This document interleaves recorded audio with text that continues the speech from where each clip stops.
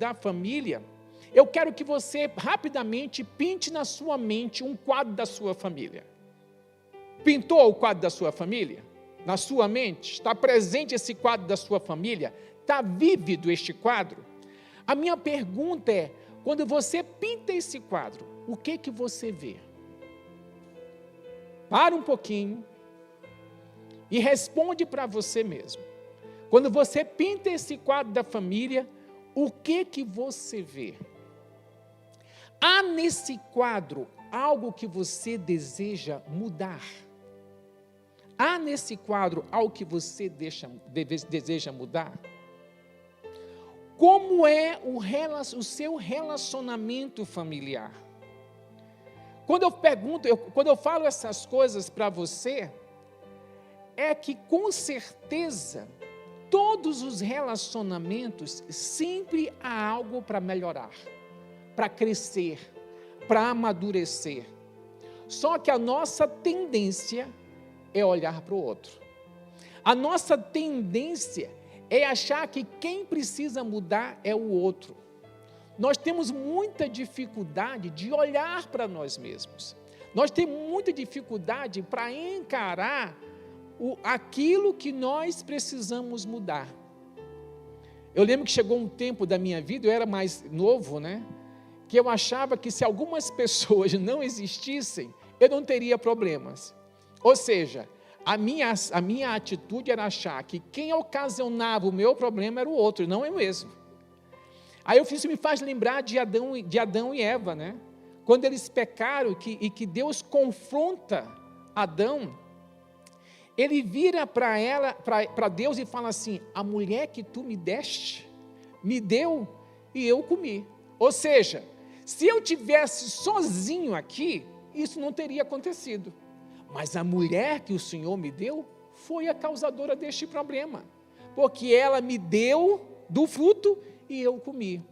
Então esse problema que nós temos de enxergar, de assumir a nossa responsabilidade, de assumir a nossa parte na mudança familiar, isso é muito antigo, isso não é de hoje, isso não é de agora, isso é muito antigo. Mas eu quero que você pense comigo algumas coisas. O tema da minha mensagem é mude você. Esse é o tema da minha mensagem, mude você. Lá em Provérbios capítulo 27, versículo 19, tem o seguinte, Provérbios 27, versículo 19, diz assim, como a água reflete o rosto, assim o coração reflete o que a pessoa é. Vou repetir, como a água reflete o rosto, assim o coração reflete o que a pessoa é. Isso me faz lembrar, uma brincadeirinha, tá? Mas me faz lembrar da história da Branca de Neve. Me faz lembrar da madrasta da Branca de Neve. Espelho, espelho meu, existe alguém mais bela do que eu? E o espelho respondia, sim, Branca de Neve. E aí Branca de Neve se tornou o alvo daquela mulher.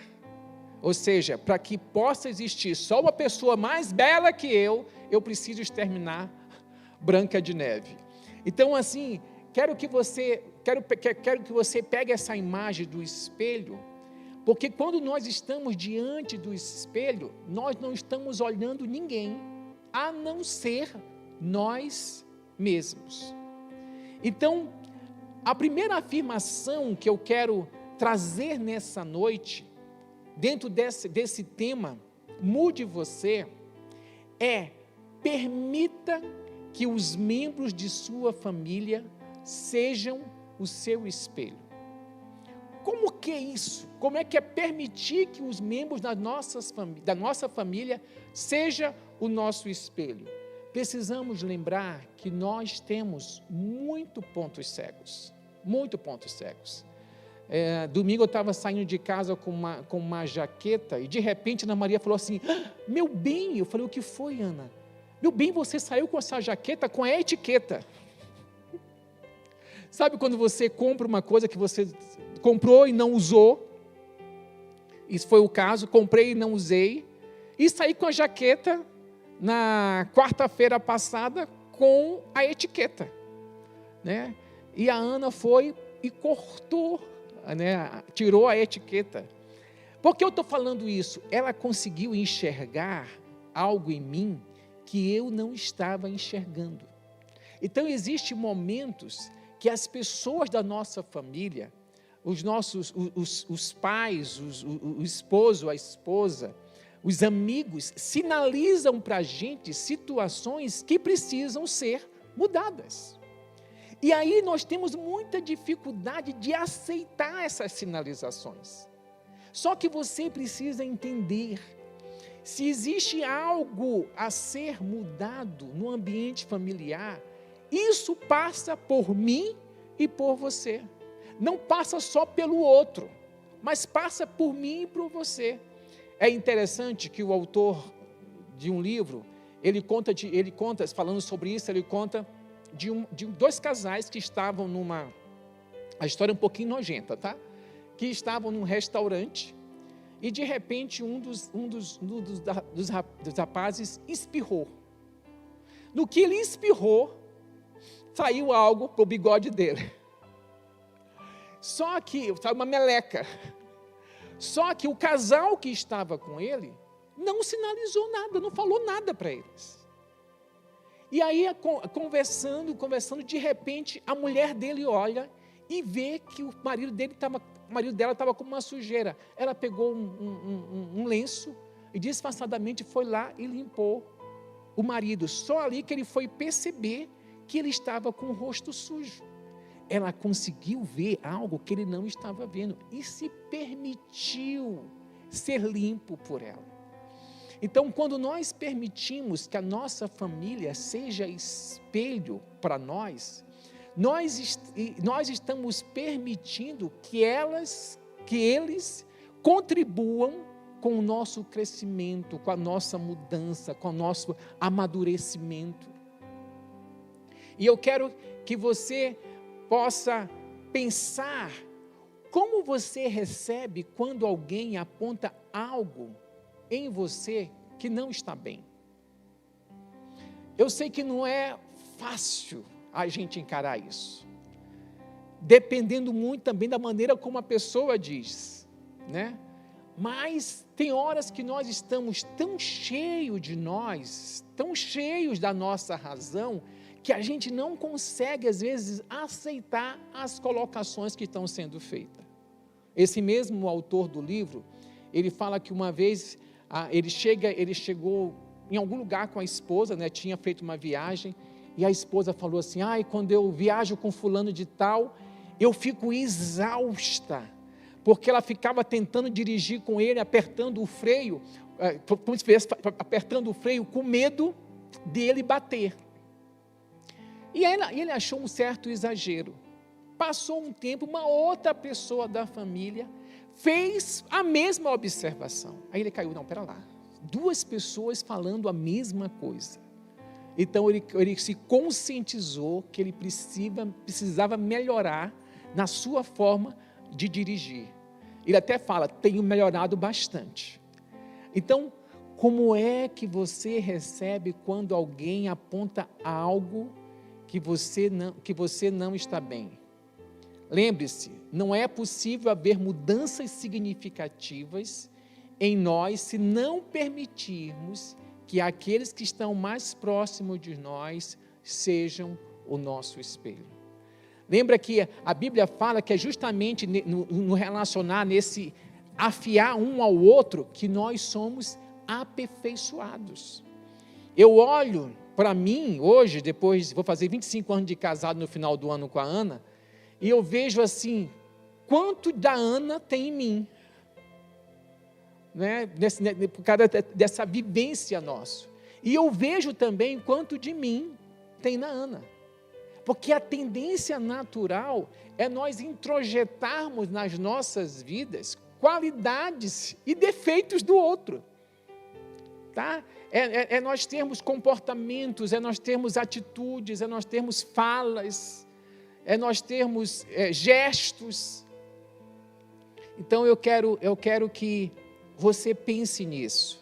Permita que os membros de sua família sejam seu espelho. Uma outra coisa importante dentro daquilo, desse tema Mude Você, para nós mudarmos a nós mesmos, nós primeiro temos que mudar a nossa mentalidade. E aí Romanos 12, 2, Paulo fala assim, rogo-vos, pois, irmãos, pelas misericórdias de Deus, não, mas é Romanos 12, 1, né? Pelas misericórdias de Deus, que apresenteis os vossos corpos como sacrifício vivo, santo e agradável a Deus. Aí no versículo 2, do capítulo 12, ele diz assim, não vos conformeis com este século, com este mundo, mas transformai-vos pela renovação da vossa mente. Então nós somos transformados pela renovação da nossa mente. Então quando ele fala aqui, muda a sua mentalidade, lembrando aquilo que diz no versículo que nós estamos usando como base dessa palavra.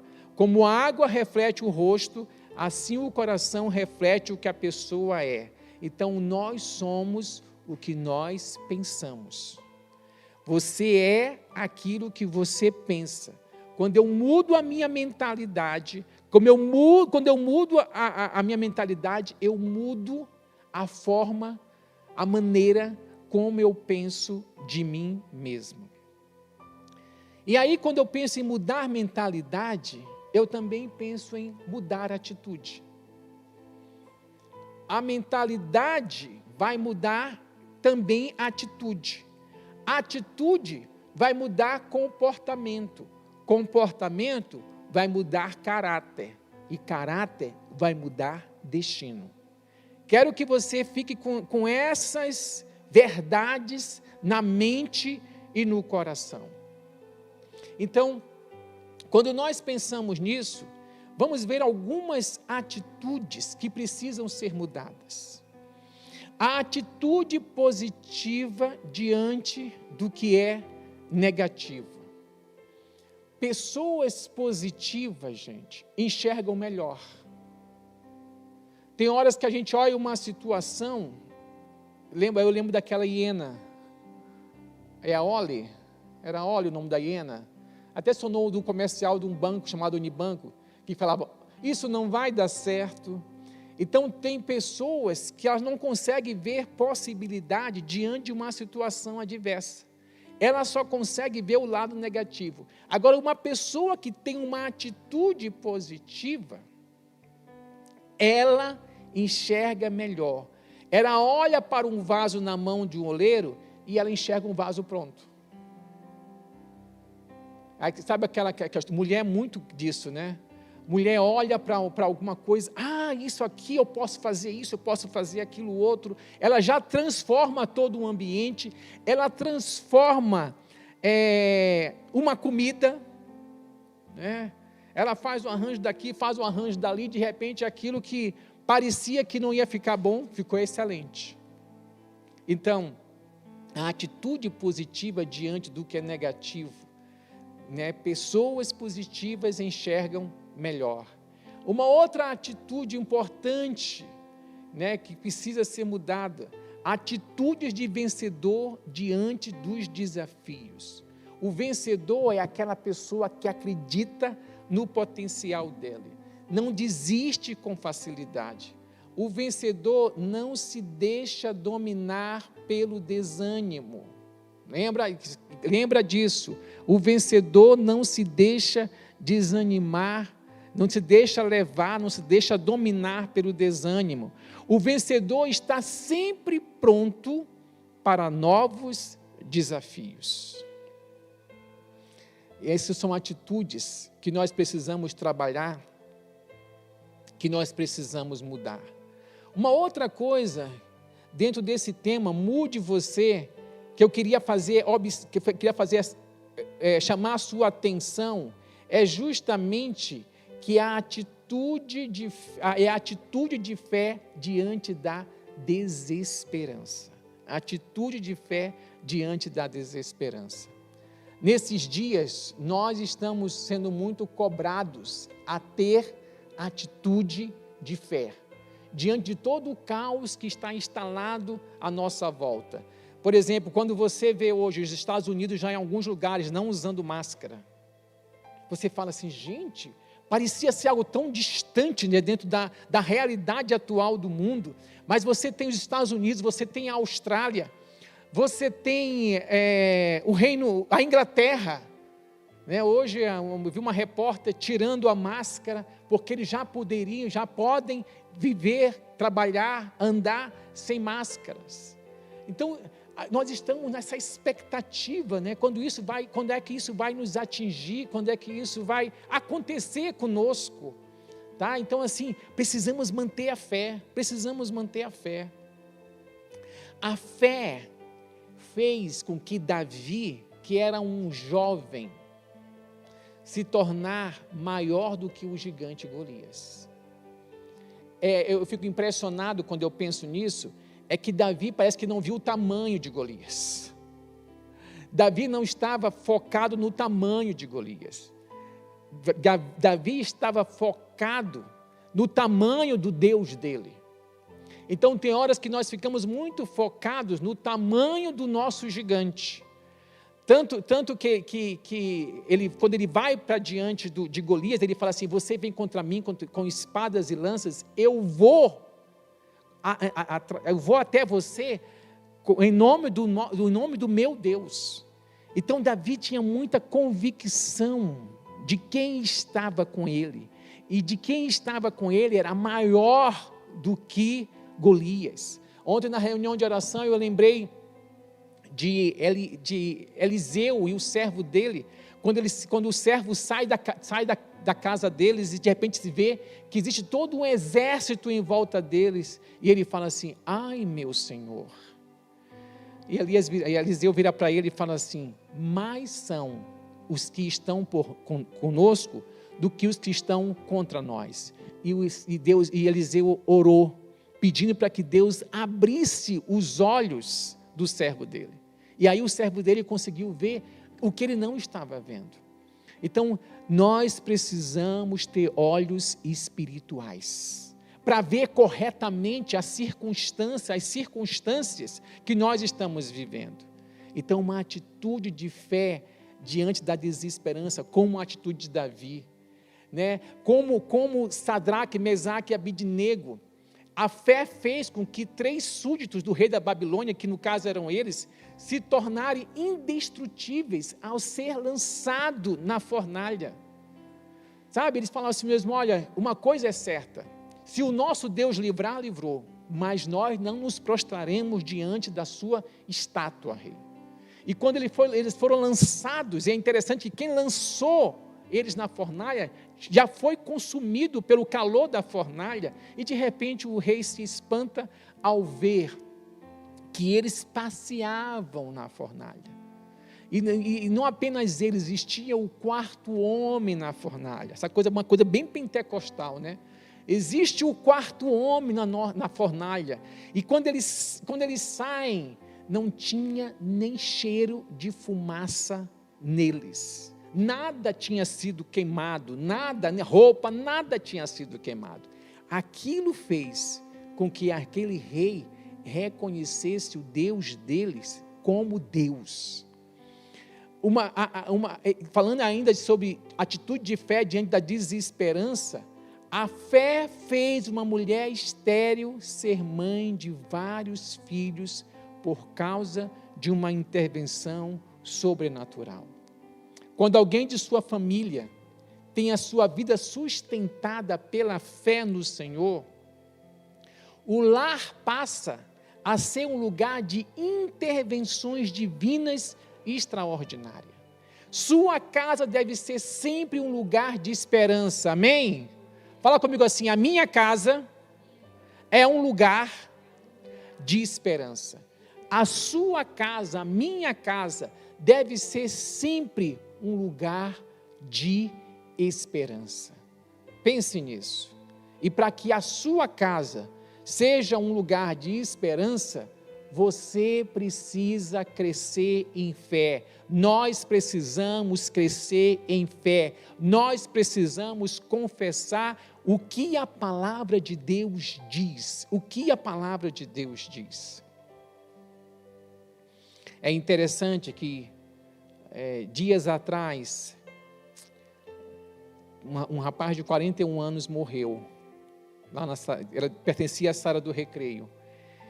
E aí começaram a fazer uma coleta de valores para poder suprir a necessidade da família em relação ao velório e também para juntar uma quantia boa para que a esposa pudesse ficar com um certo dinheiro nas mãos para poder suprir as necessidades, porque o provedor tinha falecido. Eles trabalham com eventos e eventos estão numa situação difícil.